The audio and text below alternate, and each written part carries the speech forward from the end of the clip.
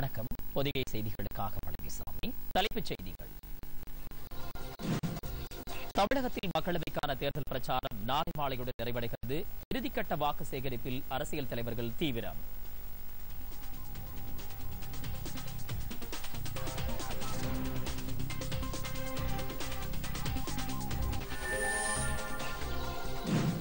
Rafale விவகாரம் குறித்து பொதுமக்கள் மற்றும் செய்தியாளர்களிடம் தெரிவித்த கருத்து குறித்து விளக்கமளிக்குமாறு ராகுல் காந்திக்கு உச்சநீதிமன்றம் உத்தரவு.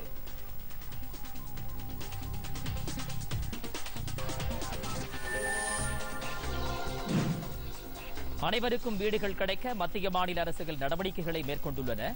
துணை முதலமைச்சர் ஓ பன்னீர்செல்வம்.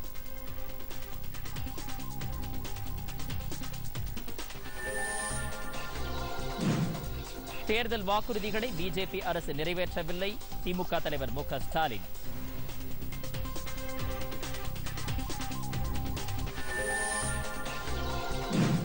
உலகக்கோப்பை கிரிக்கெட் போட்டிக்கான இந்திய அணி இன்று அறிவிக்கப்படுகிறது.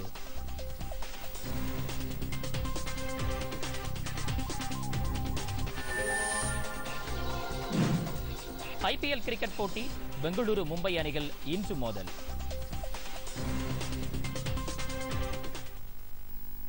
விரிவான செய்திகள். தமிழகம் புதுச்சேரியில் 40 தொகுதிகள் உட்பட நாடாளுமன்ற மக்களவைக்கு இரண்டாம் கட்டமாக வரும் வியாழக்கிழமை நடைபெறவுள்ள தேர்தலுக்கான தேர்தல் பிரச்சாரம் நாளை மாலையுடன் நிறைவடைகிறது.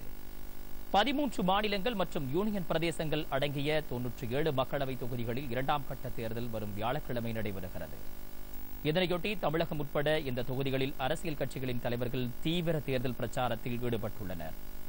பிரதமர் நரேந்திர மோடி, பிஜேபி தலைவர் அமித்ஷா, காங்கிரஸ் தலைவர் ராகுல் காந்தி, பகுஜன் சமாஜ்வாதி கட்சித் தலைவர் மாயாவதி உட்பட பல்வேறு தலைவர்களும் தங்கள் கட்சி வேட்பாளர்களுக்கு ஆதரவு திரட்டி வருகிறார்கள்.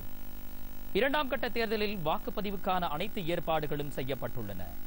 தமிழகத்தை பொறுத்தவரை தேர்தல் பிரச்சாரத்தில் இதுவரை ஈடுபட்டு வந்த தொகுதிக்கு தொடர்பில்லாத வெளிநபர்கள் அனைவரும் பிரச்சாரம் ஓய்ந்ததும் தொகுதியை விட்டு வெளியேற வேண்டும் என தேர்தல் ஆணையம் உத்தரவிட்டுள்ளது. தமிழகத்தில் வரும் வியாழக்கிழமை மக்களவைத் தேர்தலுடன் 18 சட்டப்பேரவை தொகுதிகளுக்கான இடைத்தேர்தலும் நடைபெற இருப்பதால் அந்த தொகுதிகளிலும் நாளையுடன் பிரச்சாரம் முடிவடைகிறது. கோடை வெயிலின் தாக்கத்தையும் பொருட்படுத்தாமல் அரசியல் கட்சித் தலைவர்கள் தீவிர வாக்கு சேகரிப்பில் ஈடுபட்டு வருகிறார்கள். அஇஅதிமுக கூட்டணி வேட்பாளர்களை ஆதரித்து ஏற்கனவே பிரதமர் மோடி பொதுக்கூட்டங்களில் பங்கேற்று வாக்கு சேகரித்ததுடன் இந்த கூட்டணிக்கு ஆதரவாக முதலமைச்சர் எடப்பாடி பழனிசாமி, துணை முதலமைச்சர் ஓ பன்னீர்செல்வம், பாமக நிறுவனர் ராமதாஸ், தேமுதிக பொருளாளர் பிரேமலதா உட்பட கூட்டணி கட்சிகளின் நிர்வாகிகளும் தீவிர வாக்கு சேகரிப்பில் ஈடுபட்டுள்ளனர். இதேபோல் திமுக கூட்டணி வேட்பாளர்களை ஆதரித்து மு க ஸ்டாலின், மதிமுக பொதுச் செயலாளர் வைகோ மற்றும் கம்யூனிஸ்ட் கட்சிகளின் தலைவர்கள் வாக்கு சேகரிப்பில் ஈடுபட்டு வருகின்றனர். ரஃபேல் விவகாரத்தில் பிரதமர் நரேந்திர மோடியை அவதூறாக பேசியதாக கூறப்படும் குற்றச்சாட்டு குறித்து வரும் 22ஆம் தேதிக்குள் விளக்கமளிக்குமாறு காங்கிரஸ் தலைவர் ராகுல் காந்திக்கு உச்சநீதிமன்றம் உத்தரவிட்டுள்ளது. இந்த விவகாரத்தில் உச்சநீதிமன்றம் ஏற்கனவே வழங்கிய தீர்ப்பை ராகுல் காந்தி அவமதிக்கும் விதமாக பேசியிருப்பதாக பிஜேபி நாடாளுமன்ற உறுப்பினர் மீனாட்சி லேகி தமது மனுவில் கூறியிருந்தார். மேலும் பிரதமரை தவறாக பேசியிருப்பதுடன் உச்சநீதிமன்றத்தின் தீர்ப்புக்கே தவறான அர்த்தம் கற்பித்திருப்பதாக அவர் தெரிவித்தார். இன்று இந்த வழக்கை விசாரித்த உச்சநீதிமன்றம் இது தொடர்பாக ராகுல் காந்தி 22ஆம் தேதிக்குள் விளக்கமளிக்க வேண்டும் என்று உத்தரவிட்டதுடன் அடுத்த கட்ட விசாரணையை 23ஆம் தேதிக்கு ஒத்திவைத்தது. பிரதமர் நரேந்திர மோடியின் வாழ்க்கை வரலாற்றை சித்தரிக்கும் திரைப்படத்தை வெளியிட அனுமதிப்பது தொடர்பாக வரும் 19ஆம் தேதிக்குள் முடிவு செய்யுமாறு தேர்தல் ஆணையத்திற்கு உச்சநீதிமன்றம் உத்தரவிட்டுள்ளது. பிரதமர் நரேந்திர மோடியின் வாழ்க்கையை சித்தரிக்கும் திரைப்படத்தை இம்மாத தொடக்கத்தில் வெளியிட திட்டமிடப்பட்டிருந்தது. மக்களவைத் தேர்தல் நடைபெறும் இந்நேரத்தில் இந்த திரைப்படத்தை வெளியிடுவதால் அது வாக்காளர்களிடையே தாக்கத்தை ஏற்படுத்தும் என்று எதிர்க்கட்சிகள் ஆட்சேபம் தெரிவித்தன. இதையடுத்து அந்த திரைப்படத்தை தற்போது வெளியிட தேர்தல் ஆணையம் தடை விதித்தது. இந்த தடைக்கு எதிராக அந்த திரைப்பட தயாரிப்பாளர்கள் உச்சநீதிமன்றத்தில் மனு தாக்கல் செய்தனர். இந்த மனுவை இன்று விசாரித்த உச்சநீதிமன்ற தலைமை நீதிபதி ரஞ்சன் கோகோய் தலைமையிலான அமர்வு படத்தை தேர்தல் ஆணையம் முழுவதுமாக பார்க்க வேண்டும் எனவும் படத்தை வெளியிட அனுமதிக்கலாமா வேண்டாமா என்பது குறித்து வரும் 19ஆம் தேதிக்குள் முடிவு செய்து சீலிட்ட உரையில் பதிலை தாக்கல் செய்யுமாறு ஆணையத்திற்கு உத்தரவிட்டது. வழக்கு விசாரணை வரும் 22ஆம் தேதிக்கு ஒத்திவைக்கப்பட்டுள்ளது. ஜார்க்கண்ட் மாநிலம் கிரீத் மாவட்டத்தில் மத்திய ரிசர்வ் பாதுகாப்பு படையினருக்கும் மாவோயிஸ்ட் தீவிரவாதிகளுக்கும் இடையே இன்று காலை நிகழ்ந்த துப்பாக்கிச் சண்டையில் 3 தீவிரவாதிகள் கொல்லப்பட்டனர். சிஆர்பிஎஃப் வீரர் ஒருவர் உயிரிழந்தார். பெல்பாகட் வனப்பகுதியில் சிஆர்பிஎஃப் படையினர் ரோந்து பணியில் ஈடுபட்ட போது மாவோயிஸ்ட் தீவிரவாதிகள் நடமாட்டம் இருப்பதை அறிந்ததும் இந்த மோதல் ஏற்பட்டதாக பாதுகாப்பு படை அதிகாரிகள் தெரிவித்தனர். கொல்லப்பட்ட மாவோயிஸ்ட் தீவிரவாதிகளின் உடல்கள் அந்த பகுதியிலிருந்து மீட்கப்பட்டதாகவும் AK-47 ரக துப்பாக்கிகள் மற்றும் வெடிகுண்டுகள் பறிமுதல் செய்யப்பட்டதாகவும் அதிகாரிகள் தெரிவித்தனர். புல்வாமா பயங்கரவாத தாக்குதலை தொடர்ந்து இந்தியா பாகிஸ்தான் இடையே நிலவிய பதற்றத்தை குறைக்கும் வகையில் நல்லெண்ண நடவடிக்கையாக மேலும் 100 இந்திய மீனவர்களை பாகிஸ்தான் விடுதலை செய்து உத்தரவிட்டுள்ளது. இந்த மாதத்தில் 4 கட்டங்களாக பாகிஸ்தான் சிறையில் உள்ள 360 இந்திய மீனவர்களை விடுவிக்கும் நடவடிக்கையின் ஒரு கட்டமாக இந்த மீனவர்கள் விடுவிக்கப்பட்டிருப்பதாக பாகிஸ்தான் அரசு தெரிவித்துள்ளது.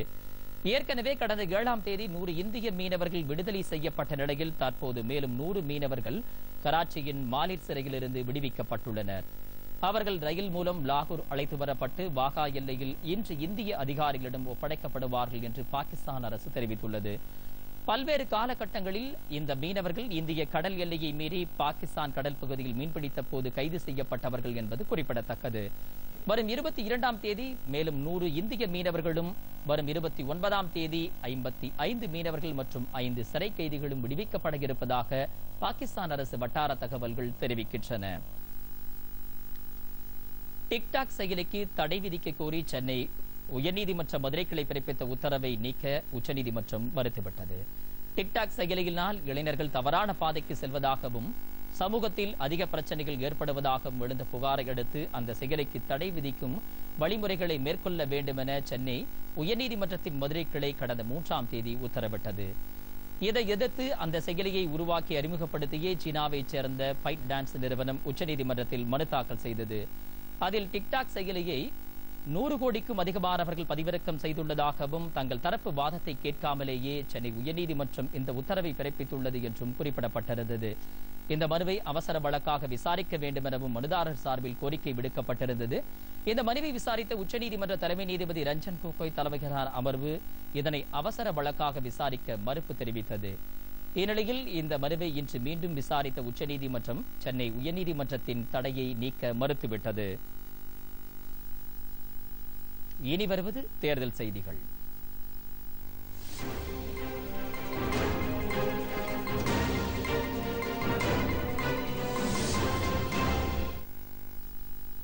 பாகிஸ்தானுக்கு எதிரான தமது தலைமையிலான மத்திய அரசு துல்லிய தாக்குதல் மற்றும் விமான தாக்குதல் நடத்திய நிலையில் இந்திய பாதுகாப்பு படையினரின் திறமையை குறித்து காங்கிரஸ் கட்சி சந்தேகம் எழுப்பியிருப்பதாக பிரதமர் நரேந்திர மோடி குற்றம் சாட்டியிருக்கிறார். ஜம்மு காஷ்மீர் மாநிலம் கத்வா என்ற இடத்தில் நேற்று தேர்தல் பிரச்சார பொதுக்கூட்டத்தில் பேசிய அவர் பாதுகாப்பு படையினரை நிலைகுலைய வைக்கும் வகையில் காங்கிரஸ் செயல்படுவதாக குறிப்பிட்டார். பிஜேபி மத்தியில் மீண்டும் ஆட்சிக்கு வந்தால் ஜம்மு காஷ்மீரில் பாதுகாப்பு படையினருக்கான சிறப்பு அதிகார சட்டம் ரத்து செய்யப்படும் என்றும் பிரதமர் குறிப்பிட்டார். பின்னர் உத்தரப்பிரதேச மாநிலம் அலிகரில் தேர்தல் பிரச்சாரத்தில் ஈடுபட்ட அவர் அண்ணல் அம்பேத்கரின் வழியில் தமது அரசு செயல்படுவதனால்தான் எளிய மக்களும் உயர் பதவிக்கு வர முடிகிறது என்று கூறினார். மேலும் குக்கிராமத்தில் விவசாய குடும்பத்தில் பிறந்த ஒருவர் குடியரசு துணைத் தலைவராக வர முடிகிறது என்றால் பிஜேபியின் கொள்கைதான் காரணம் என்று குறிப்பிட்டார். சாதாரண குடும்பத்தில் பிறந்த தாம் பிரதமராக பதவியேற்று இருப்பது எதிர்க்கட்சிகளை கலக்கத்தில் ஆழ்த்தியது என்றும் பிரதமர் கூறினார். உத்தரப்பிரதேசத்தில் பகுஜன் சமாஜ் கட்சியும் சமாஜ்வாதி கட்சியும் சாதி அரசியலை மேற்கொள்வதாலேயே மாநிலத்தின் வளர்ச்சி தடைப்பட்டது என்றார். கடந்த 5 ஆண்டுகளில் மக்களின் ஆதரவுடன் வளர்ச்சிப் பணிகளை தமது அரசு மேற்கொண்டது எனவும் அடுத்த 5 ஆண்டுகளில் மேலும் வளர்ச்சியை எட்ட வேண்டும் என்ற இலக்குடன் செயல்படுவதாகவும் கூறினார். தீவிரவாத எதிர்ப்பு, ஊழல் ஒழிப்பு, வறுமை ஒழிப்பு ஆகியவையே தமது அரசின் குறிக்கோள் என்றும் பிரதமர் நரேந்திர மோடி கூறியுள்ளார்.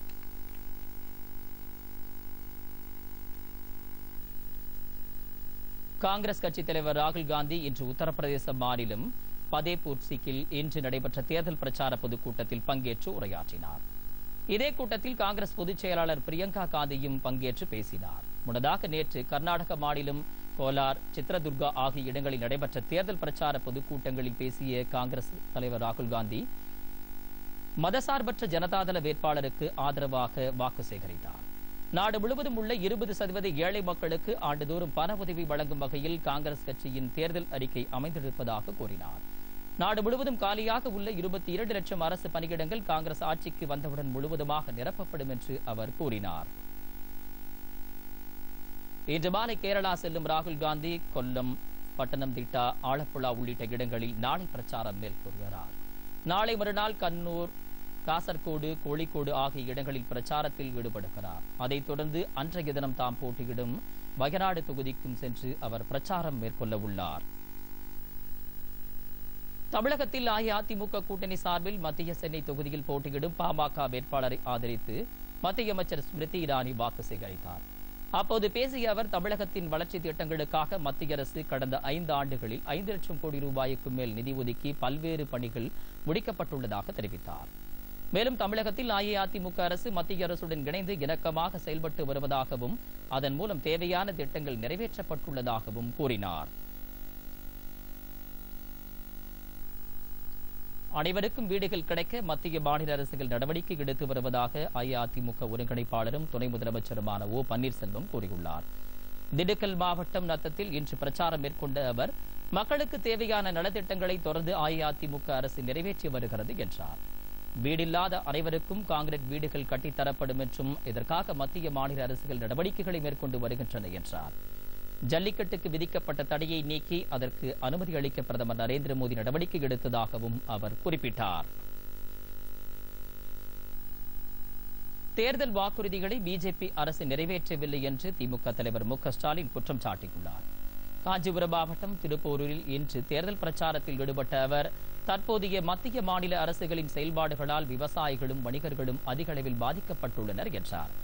ஆட்சி மாற்றம் ஏற்பட்டால் அனைவருக்கும் ஏற்ற நலத்திட்டங்கள் செயல்படுத்தப்படும் என்று அவர் உறுதியளித்தார். மகளிர் நலனுக்காக கருணாநிதி முதலமைச்சராக இருந்தபோது ஏராளமான திட்டங்கள் செயல்படுத்தப்பட்டதாகவும் அவர் குறிப்பிட்டார். திருவாரூர் மாவட்டத்தில் 100% வாக்குப்பதிவை வலியுறுத்தி வாக்காளர்களுக்கு அஞ்சல் அட்டை மூலம் விழிப்புணர்வு பிரச்சாரம் செய்யப்பட்டு வருகிறது. கடந்த தேர்தல்களில் இம்மாவட்டத்தில் குறைவான வாக்குகள் பதிவான அத்திக்கடை, பதக்குடி, கூத்தாநல்லூர், முத்துப்பேட்டை ஆகிய பகுதிகளில் உள்ள 10,650 வாக்காளர்களுக்கு வரும் 18ஆம் தேதி தேர்தல் நாளன்று தவறாது வாக்களிக்க வேண்டும் என்ற வாசகம் அடங்கிய அஞ்சல் அட்டைகள் அஞ்சலகங்கள் மூலம் அனுப்பும் பணியை மாவட்ட தேர்தல் அலுவலரும் ஆட்சியருமான ஆனந்த் தொடங்கி வைத்தார். தமிழகத்தில் ஜனநாயக முற்போக்கு கூட்டணியில் உள்ள இந்திய கம்யூனிஸ்ட் கட்சியின் சார்பில் போட்டியிடும் தென்சென்னை மக்களவை தொகுதி வேட்பாளரை ஆதரித்து திராவிட கழக தலைவர் கி. வீரமணி இன்று பிரச்சாரம் மேற்கொண்டார். அப்போது பேசிய அவர், மத்தியில் காங்கிரஸ் வெளியிட்டுள்ள தேர்தல் அறிக்கை தெளிவாக உள்ளதாக கூறினார். குறிப்பாக நீட் தேர்வு குறித்து சிறப்பாக குறிப்பிடப்பட்டுள்ளதாக தெரிவித்தார். மத்தியிலும் மாநிலத்திலும் ஆட்சி மாற்றத்தை மக்கள் விரும்புவதாகவும் வீரமணி குறிப்பிட்டார்.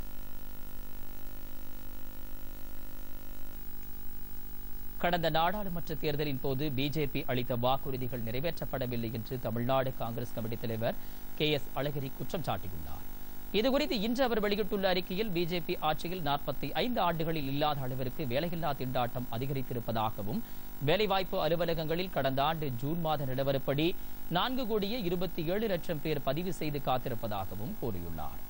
விவசாயிகளின் வருமானம் இரட்டிப்பாக்கப்படும், விளைபொருட்களுக்கு உற்பத்தி செலவோடு 50% கூடுதலாக வழங்கப்படும் என்று பிஜேபி அறிவித்திருந்தது. ஆனால் விவசாயிகளின் விளைபொருட்களுக்கு நிர்ணயிக்கப்பட்ட விலையை கூட குறைவாகவே சந்தைகளில் விற்கப்படுவதாகவும் குறிப்பிட்டார். மகாராஷ்டிராவில் நக்சல் தீவிரவாதிகளால் பாதிக்கப்பட்ட கட்சோலி, சிமூர் மக்களவை தொகுதிக்கு உட்பட்ட 4 வாக்குச்சாவடிகளில் இன்று மறு வாக்குப்பதிவு நடைபெற்று வருகிறது. காலை 7 மணிக்கு தொடங்கிய வாக்குப்பதிவு பிற்பகல் 3 மணி வரை நடைபெறுகிறது. கடந்த 11ஆம் தேதி நடைபெற்ற முதற்கட்ட தேர்தலில் இங்கு வாக்குப்பதிவு நடைபெற்ற போது சில பகுதிகளில் பாதுகாப்பு படையினருக்கும் நக்சலைட்டுகளுக்கும் இடையே துப்பாக்கிச் சண்டை ஏற்பட்டது. மேலும் சில வாக்குச்சாவடிகளுக்கு அருகே வெடிகுண்டுகளும் வெடித்தன. அதைத் தொடர்ந்து நிலைமையை பரிசீலித்த தேர்தல் ஆணையம் இந்த 4 வாக்குச்சாவடிகளிலும் மறு வாக்குப்பதிவு உத்தரவிட்டது. அடுத்து சில முக்கிய செய்திகளை விரைவுச் செய்திகளாக பார்ப்போம்.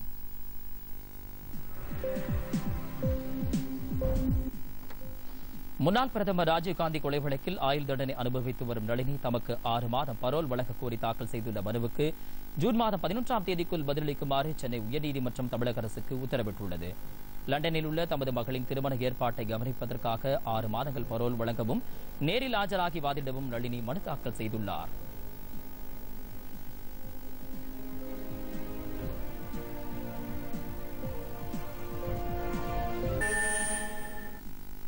பிஜேபியைச் சேர்ந்த ஜெயபிரதா குறித்து சமாஜ்வாதி கட்சித் தலைவர் அசம்கான் கூறிய கருத்துக்கு விளக்கமளிக்குமாறு தேசிய மகளிர் ஆணையம் அவருக்கு நோட்டீஸ் அனுப்பியுள்ளது. இதுகுறித்து ஆணையத்தின் செயலாளர் பர்னாலி ஷோம் எழுதிய கடிதத்தில் பெண்கள் பற்றி பொறுப்பற்ற முறையிலும் தவறான முறையிலும் அசம்கான் தெரிவித்திருப்பதாக குறிப்பிடப்பட்டுள்ளது.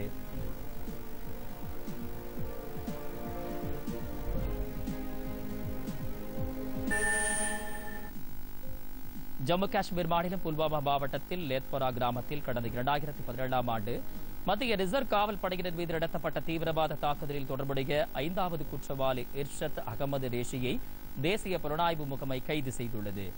ஜெய்ஷே முகமது அமைப்பினரால் நடத்தப்பட்ட இந்த தாக்குதலில் ரிசர்வ் பாதுகாப்பு படையினர் 5 பேர் உயிரிழந்தனர். இதில் 3 தீவிரவாதிகள் கொல்லப்பட்டனர்.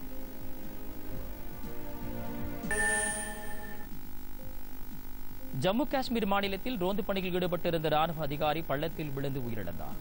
குப்வாரா மாவட்டத்தில் உள்ள மச்சில் பகுதியில் எல்லை கட்டுப்பாட்டு கோடு அருகே ராணுவ அதிகாரி விகாஸ் சிங் நேற்று முன்தினம் ரோந்து பணியில் ஈடுபட்டிருந்தார்.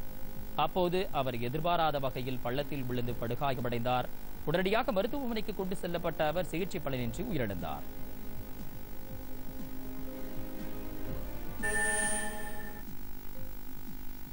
காஷ்மீர் மாநிலத்தில் குரியத் தலைவரிடமிருந்து 14 லட்சம் ரூபாய் பறிமுதல் செய்யப்பட்டது. தில்லியிலிருந்து ஸ்ரீநகருக்கு குரியத் தலைவர்களில் ஒருவரான அகாஷ் சயித் ஆசன் ஒசாவி விமானம் மூலம் வந்தார். அவரிடம் சோதனை நடத்திய போது கணக்கில் காட்டப்படாத 14,38,000 ரூபாய் இருந்தது தெரியவந்தது. தேர்தல் நேரத்தில் கொண்டுவரப்பட்ட இந்த பணத்தை பறிமுதல் செய்த போலீசார் வருமான வரித்துறை அதிகாரிகளிடம் ஒப்படைத்தனர். அடுத்து வருவது உலகச் செய்திகள்.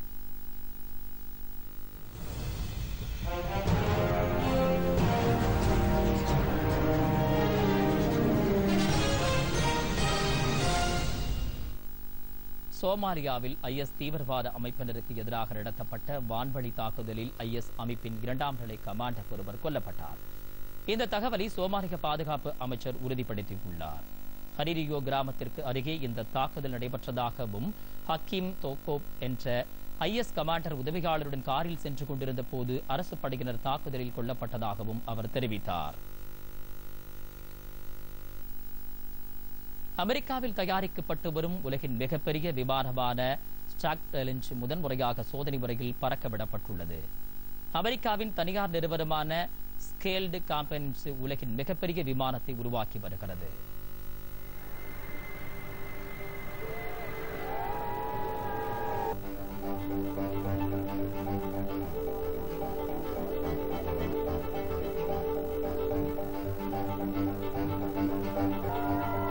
இரண்டு விமானங்களை இணைத்ததை போன்ற தோற்றம் கொண்ட அந்த விமானம் கலிபோர்னியா மாகாணம் மோகோவி சோதனை மையத்தில் முதன்முறையாக சோதனை முறையில் பறக்கவிடப்பட்டது. விண்வெளியில் பறந்து செல்லும் வகையில் வடிவமைக்கப்பட்டுள்ள இந்த விமானம் 117 மீட்டர் அகலம் கொண்டதாகவும் அதிகபட்சமாக மணிக்கு 304 கிலோமீட்டர் வேகத்தில் 5 கிலோமீட்டர் உயரத்தை தாண்டி செல்லும் வகையில் வடிவமைக்கப்பட்டுள்ளது.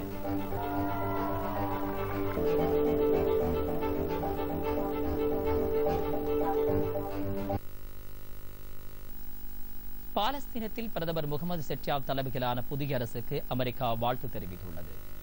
இதுகுறித்து அமெரிக்க அதிபர் டொனால்டு ட்ரம்ப் உதவியாளரும் சர்வதேச விவகாரங்களுக்கான சிறப்பு பிரதிநிதியுமான ஜேசன் கிரீன்வால்ட் வெளியிட்டுள்ள ட்விட்டர் செய்தியில், பாலஸ்தீனத்தில் அமைதியை நிலவச் செய்யவும் வாழ்க்கை தரத்தை மேம்படுத்தவும் இரு நாடுகளும் இணைந்து பணியாற்ற முடியும் என்று நம்புவதாக குறிப்பிட்டுள்ளார்.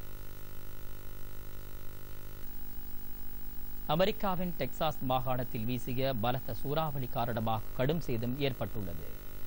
அம்மாகாணத்தின் தெற்கு பகுதியில் வீசிய சூறாவளிக்கு 8 பேர் உயிரிழந்ததாகவும் பலர் காயமடைந்ததாகவும் அங்கிருந்து வரும் தகவல்கள் தெரிவிக்கின்றன. டெக்சாஸ், மிசிசிப்பி, லூசியானா, அர்கன்சாஸ் மற்றும் ஜார்ஜியாவில் 90,000க்கும் மேற்பட்ட மக்கள் மின்சாரம் தடைப்பட்டு அவதிப்பட்டு வருவதாகவும் கூறப்படுகிறது. அபுதாபியில் நடைபெறவுள்ள சர்வதேச புத்தக காட்சியில் இந்தியா கௌரவ விருந்தினராக பங்கேற்கிறது. வரும் 24ஆம் தேதி தொடங்கும் இந்த புத்தக காட்சி 30ஆம் தேதி வரை நடைபெறுகிறது. 50 நாடுகளிலிருந்து 1000க்கும் மேற்பட்ட பதிப்பாளர்கள் புத்தகங்களை காட்சிக்கு வைக்க உள்ளனர். பல்வேறு தலைப்புகளில் 5 லட்சத்திற்கும் மேற்பட்ட புத்தகங்கள் காட்சிக்கு வைக்கப்பட உள்ளன. இதுகுறித்து அபுதாபியில் செய்தியாளர்களிடம் பேசிய இந்திய தூதரக துணை அதிகாரி ஸ்மித் பன், கௌரவ விருந்தினராக புத்தக காட்சியில் இந்தியா பங்கேற்பதன் மூலம் இந்தியா, ஐக்கிய அரபு எமிரேட்ஸ் இடையே ஒத்துழைப்பு வலுப்பெறும் என்று கூறினார். உலகின் செயற்கை நுண்ணறிவு மாநாடு ஐக்கிய அரபு எமிரேட்ஸில் நடைபெறவுள்ளது. துபாய் சர்வதேச வர்த்தக மையத்தில் இம்மாதம் 30ஆம் தேதி தொடங்கவுள்ள இந்த மாநாடு 2 நாட்கள் நடைபெறவுள்ளது. இம்மாநாட்டில் அரசு, வர்த்தகம் மற்றும் சமூகத்தின் எதிர்காலம் குறித்து விவாதிக்கப்பட உள்ளது. சர்வதேச தொலைத்தொடர்பு அமைப்பு, சர்வதேச அறிவுசார் சொத்துரிமை அமைப்பு ஆகியவற்றின் ஒத்துழைப்புடன் ஐக்கிய அரபு எமிரேட்டின் செயற்கை நுண்ணறிவுக்கான தேசிய அமைப்பு இம்மாநாட்டிற்கு ஏற்பாடு செய்துள்ளது. இம்மாநாட்டில் 130க்கும் மேற்பட்டவர்கள் கலந்து கொண்டு உரையாற்ற உள்ளனர். சவுதி எமிரேட்ஸ் ஒத்துழைப்பு கவுன்சிலின் பிரதிநிதிகள் அளவிலான 2வது கூட்டம் நாளை சவுதி அரேபிய தலைநகர் ரியாத்தில் தொடங்குகிறது. இக்கூட்டத்தில் 2 நாடுகளுக்கு இடையே பொருளாதாரம், வளர்ச்சி, பாதுகாப்பு ஆகிய துறைகளில் ஒத்துழைப்பு குறித்து விவாதிக்கப்பட உள்ளது. இக்கூட்டத்திற்கு ஐக்கிய அரபு எமிரேட்ஸின் அமைச்சர் முகமது பின் அப்துல்லாவும் சவுதி அரேபிய அமைச்சர் முகமது அல் ஜுவாரியும் தலைமை தாங்க உள்ளனர்.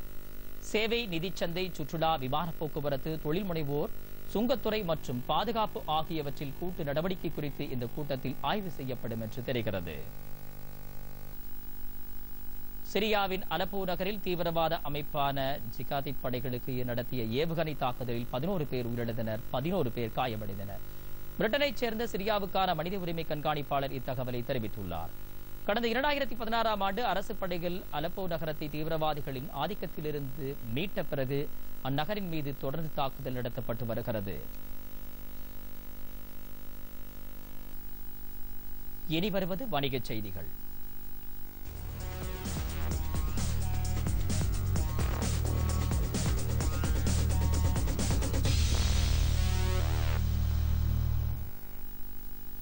நிதி நெருக்கடியில் சிக்கி தவிக்கும் ஜெட் ஏர்வேஸ் நிறுவனத்திற்கு பாரத் ஸ்டேட் வங்கி 1500 கோடி ரூபாய் நிதியை உடனடியாக விடுவிக்க வேண்டும் என்று விமானிகள் சங்கம் கோரிக்கை விடுத்துள்ளது. கடந்த 3 மாதங்களாக ஊதியம் வழங்கப்படாததால் நள்ளிரவு முதல் ஜெட் ஏர்வேஸ் ஊழியர்கள் வேலைநிறுத்த போராட்டத்தில் ஈடுபட்டுள்ளனர். நிதி நெருக்கடியில் சிக்கி தவிக்கும் இந்த நிறுவனத்தின் விமானிகள் இன்று ஆலோசனைக் கூட்டத்தில் ஈடுபட்டனர். அப்போது இந்த விவகாரத்தில் பிரதமர் நரேந்திர மோடி உடனடியாக தலையிட வேண்டும் என்று வலியுறுத்தினர். பாரத் ஸ்டேட் வங்கி நிதியை விடுவிக்க வேண்டும் என்றும் 20,000 பணியாளர்களின் வேலைவாய்ப்பை காக்க பிரதமர் நடவடிக்கை எடுக்க வேண்டும் என்றும் அவர் கோரிக்கை விடுத்தனர்.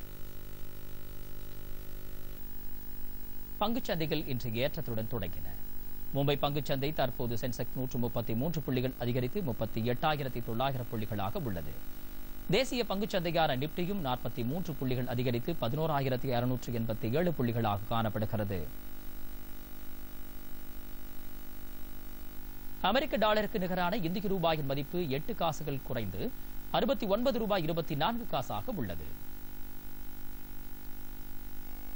சென்னையில் இன்று ஆபரண தங்கத்தின் விலை சவரன் ஒன்றிற்கு 24,208 ரூபாய்க்கு விற்பனையாகிறது. 1 கிராம் தங்கத்தின் விலை 3,026 ரூபாய்க்கு விற்கப்படுகிறது.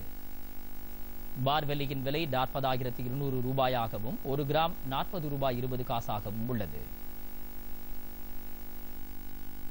சென்னையில் 1 லிட்டர் பெட்ரோல் விலை 78 ரூபாய்க்கு 55 காசுக்கும், டீசல் விலை 69 ரூபாய் 96 காசுக்கும் விற்பனையாகிறது. இனி வருவது விளையாட்டுச் செய்திகள்.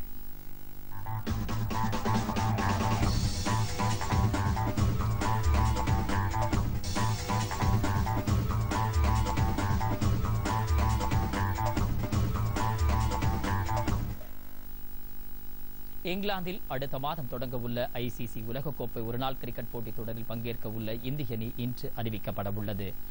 இந்திய கிரிக்கெட் கட்டுப்பாட்டு வாரியமான BCCI தேர்வுக்குழு இன்று இந்திய அணியில் இடம்பெறும் வீரர்களை அறிவிக்க உள்ளது.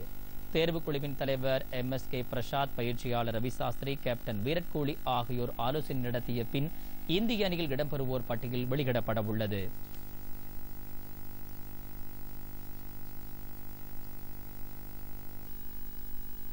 சீனாவில் நடந்து முடிந்த கிராண்ட் பிரீ பார்முலா 1 கார் பந்தய போட்டியில் 6வது முறையாக லிவிஸ் ஹாமில்டன் பட்டத்தை வென்றுள்ளார்.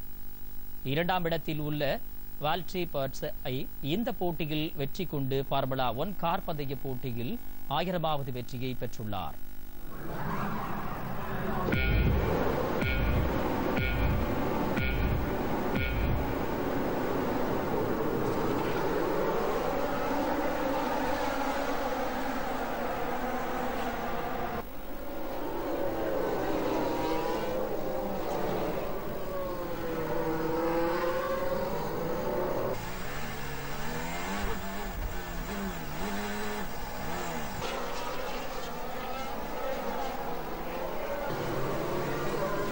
பார்முலா 1 கார் பந்தய போட்டிகளில் 75 முறை பட்டத்தை வென்றுள்ள இவர் 2 வாரங்களுக்கு முன் பஹ்ரைனில் நடந்து முடிந்த போட்டியில் ஹாமில்டன் வெற்றி பெற்றது குறிப்பிடத்தக்கது.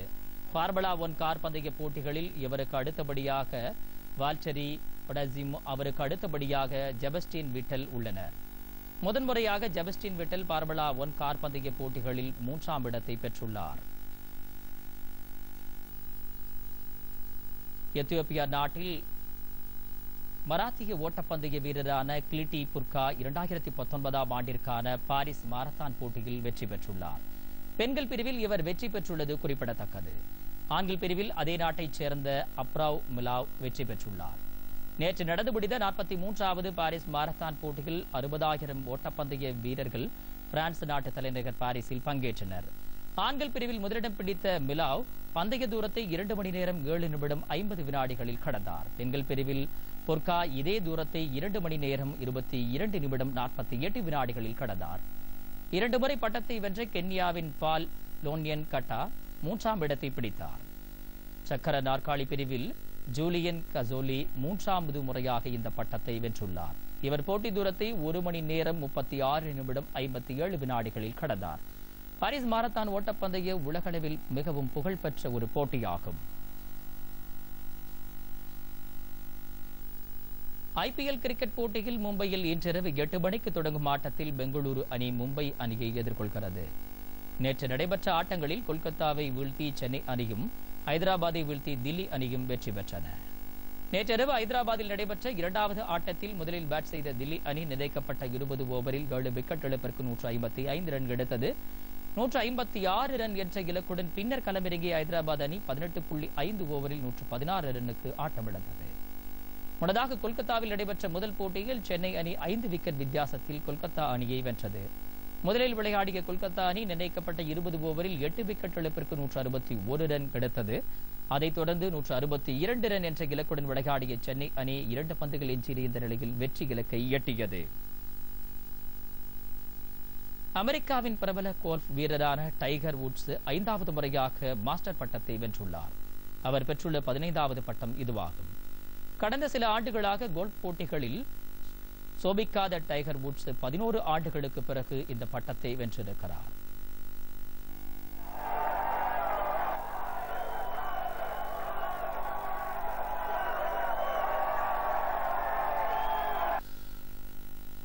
சக நாட்டு வீரரான டஸ்டின் ஜான்சன், லாண்டஸ் சுபாலி, புரூக்ஸ் ஆகியோரை பின்னுக்கு தள்ளி 43 வயதான வுட்ஸ் இந்த பட்டத்தை வென்றிருப்பதை அமெரிக்காவினர் கொண்டாடி வருகிறார்கள். Come full circle 22 years later, be able to do it again. And this is the way it all transpired today. There were so many different scenarios that could have transpired on that back nine. There were so many guys who had a chance to win. Leaderboard was absolutely packed and everyone was playing well. So you couldn't have had more drama than what we all had out there. And 901 bowling. This stuff is hard. இனி வருவது வானிலை செய்திகள்.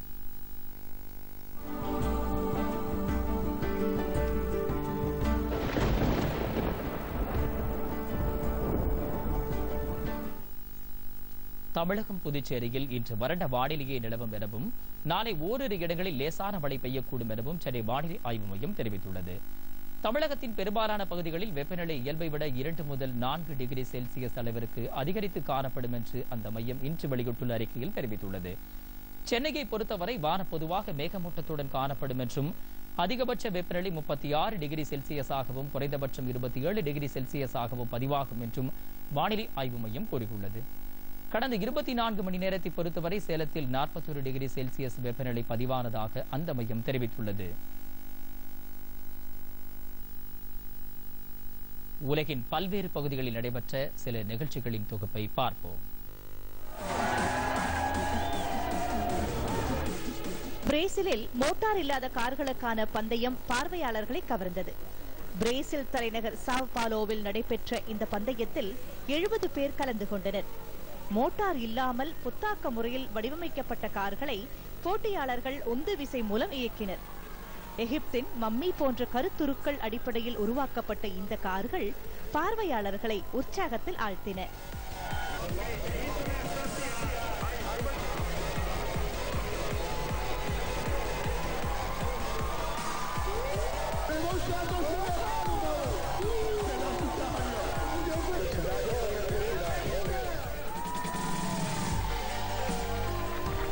மியான்மரில் புத்தாண்டையொட்டி தண்ணீரை பீச்சி அடிக்கும் திருவிழா தொடங்கியுள்ளது.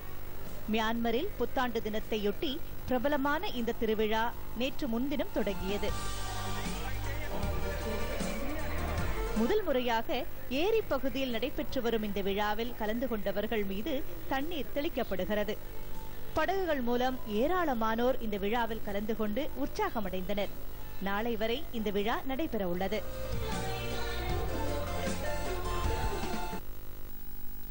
மீண்டும் தலைப்புச் செய்திகள். தமிழகத்தில் மக்களவைக்கான தேர்தல் பிரச்சாரம் நாளை மாலையுடன் நிறைவடைகிறது. இறுதிக்கட்ட வாக்கு சேகரிப்பில் அரசியல் தலைவர்கள் தீவிரம்.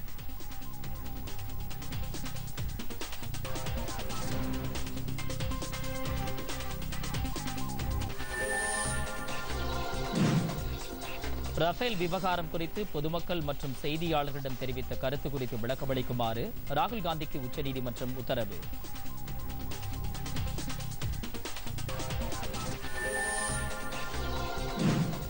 அனைவருக்கும் வீடுகள் கிடைக்க மத்திய மாநில அரசுகள் நடவடிக்கைகளை மேற்கொண்டுள்ளன. துணை முதலமைச்சர் ஓ பன்னீர்செல்வம்.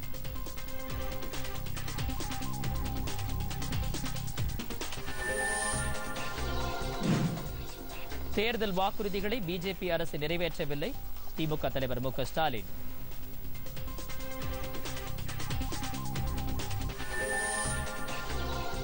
உலகக்கோப்பை கிரிக்கெட் போட்டிக்கான இந்திய அணி இன்று அறிவிக்கப்படுகிறது.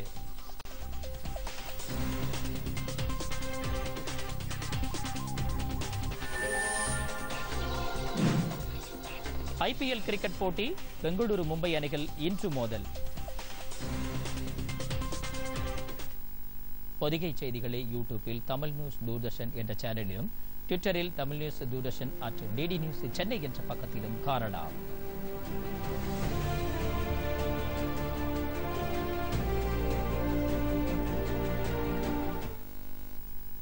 இத்துடன் இந்த செய்தி அறிக்கை நிறைவு பெற்றது. மீண்டும் செய்திகள் மாலை 6 மணிக்கு. வணக்கம்.